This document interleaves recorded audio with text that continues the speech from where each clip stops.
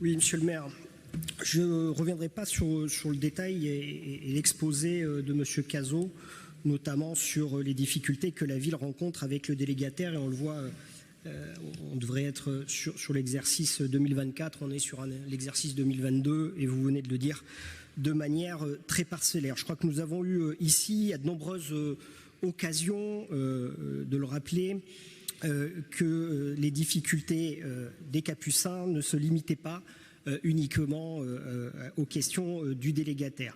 Bien évidemment, ces difficultés, les commerçants du marché sont les premiers à les vivre.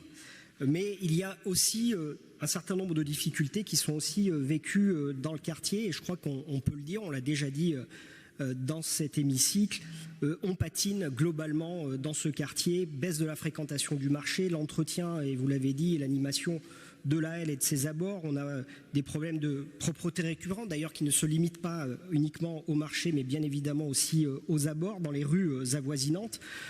On a parlé régulièrement et on continue à le souligner, les difficultés liées au trafic du côté de la rue Gintrac, et puis les incivilités nombreuses. Je ne voudrais pas ici rouvrir les longs débats sur les questions d'insécurité, mais il y a une réalité qui est vécue au quotidien par ses habitants, au-delà des commerçants du marché des Capucins.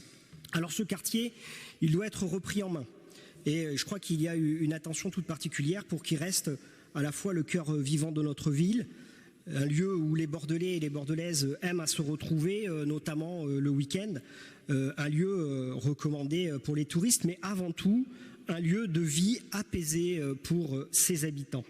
Il faut notamment travailler, je pense, et que vous avez les moyens pour mettre fin à tous ces commerces de façade qui alimentent notamment le trafic et les trafics nombreux dans ce quartier. Se doter, on l'a souvent exposé ici, d'un véritable plan de propreté.